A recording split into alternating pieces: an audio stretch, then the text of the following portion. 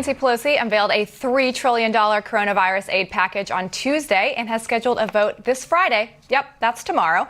That's not a lot of time to read an 1,800-page document like Sean and I mentioned yesterday. While Pelosi says the bill is, quote, not partisan, House Minority Leader Kevin McCarthy disagrees by tweeting the 1,800-page liberal wish list was crafted behind closed doors and includes bailouts for blue states and giveaways for billions.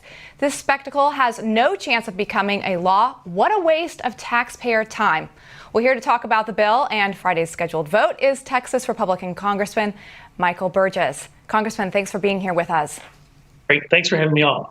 Hey, Congressman, I really want to get to this bill, but real quick, before we do that, you were at this hearing with this so-called whistleblower, Dr. Bright. Anything that you learned today that we need to know? You know, I don't know that there was much new ground that was covered. Dr. Bright had a disagreement with people at HHS. We only heard one side of the story. Dr. Bright produced some emails, but those were obviously parts of longer email chains that we didn't get to see. So it's an incomplete right now, and we did file a Rule 11, meaning that we're asking for a minority hearing because we didn't get to call any witnesses for this hearing, and it was sprung on us pretty quickly. Just like the bill tomorrow, this was sprung on us quickly, and it was announced on Twitter. Not really the way you're formally supposed to notice a hearing. Now, well, I'm glad that they're embracing social media, but I'm sure, as you point out, that's probably not the right way to announce a congressional hearing. All right, on to the bill, and I'm asking this in as serious as I can. Do you know anybody, since you've been back in Washington, staff, member of Congress, or otherwise, that has actually read this bill? The entire bill? Oh, no, absolutely not.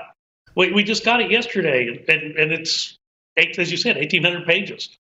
And a lot of other stuff going on. I think with our experience with Obamacare and everything else, I just don't get how this passes the smell test, the laugh test.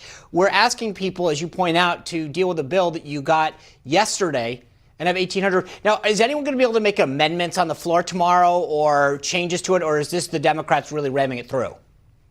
Well, we're actually trying to put some amendments in the Rules Committee this afternoon. I don't expect any of those will be accepted, but we got to try. No, and the answer to your question actually is no. It will come to the floor under a closed rule. My expectation is it will come under a closed rule. Most of their bills do come under closed rules and do not allow for open amendments on the floor, which is how a true appropriations bill should be handled. We should let every member have their opportunity to try to improve things, but that won't happen on this bill. And you're right. It's never going to see the light of day. The president wouldn't sign it, but it won't matter because he'll never get it because this bill will not make it through the Senate. Look, there's some things that I might support in the bill. And that's really the tragedy here, that the fact that this was written by the speaker and her staff behind closed doors, their side didn't get to participate. And certainly no one on our side got to participate.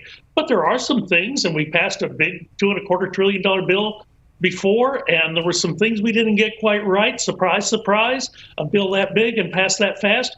Well, let's come back and try to fix some of that, but that's not what we're doing here.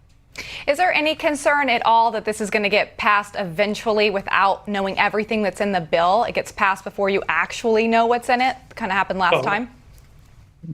I will tell you no, because I don't think this one is going to go anywhere after we have the vote on the floor tomorrow. That will really be the last anyone sees of it. Will parts of it emerge and become the sort of the nidus of discussion with the Senate? Yeah, I expect so, but that will not be what we've got in front of us this week. So a lot of folks have been saying in Washington that the Democrats are calling this a messaging bill, which I think is, frankly, to Leader McCarthy's point, a complete waste of time to bring everyone back and to say, yeah, we're passing it because we know it's not going to go anywhere, but it's a message. So I agree with Leader McCarthy. This is an absolute waste of time. But I'm also confounded here. What's the message that Democrats are sending? We just want to spend a ton of money. I mean, what we're giving out to people without Social Security numbers. What's the message that they're sending? Well, you have to understand who they are sending it to, and they're sending it to the far left progressive wing of their party. And these are things they have heard from far left progressives. You've heard them too. If you watch those news channels where people get on and talk about these things like guaranteed income, indefinite unemployment payments. Look, you want people to get back to work. You can't pay them indefinitely for unemployment. That makes sense, but they don't want to hear that. So this is a message to their base, the far left of their base. And yeah, it's what the far left wants, and by golly, they're going to get it, but they won't go any farther than the floor tomorrow. Congressman, I know that you said that no one's really read through the entire thing, but from what you have seen, is there anything that is concerning to you? Well, there's a lot of things that are concerning. Just touching upon a couple of the things that I think we really seriously might think about. We did give $150 billion in one of the last bills to state and local governments because, yeah, they have been severely affected by this crisis. It turns out the distribution of that is somewhat inelegant. We could have fixed that in this bill, provided perhaps more flexibility to the Department of Treasury as to how those funds are dispensed and where they're dispensed, but we didn't do that. The money that goes into the Provider Relief Fund over at Health and Human Services, look, I get it. We've really hurt the hospitals and doctors' offices in this country. Cutting out elective surgery killed their cash flow for a couple of months, and they're hurting, and we need them. We can't afford to not be without them. So the Provider Relief Fund is terribly important, but we sent it over there with no guidelines, guardrails, guideposts, and we're going to investigate you 5 different ways if you don't do it right. Well, the agency is just scared of its own shadow by this. They're scared to make decisions because they're afraid some committee chairman is going to say, come in here and tell us why you didn't do what congressional intent was, when we didn't tell them what congressional intent was. We just said, here's $175 billion, spend it the right way or we're going to investigate. Not the best plan. Well, Congressman Burgess, we appreciate you being here with us and your insights. Good luck tomorrow as you hear this bill on the floor.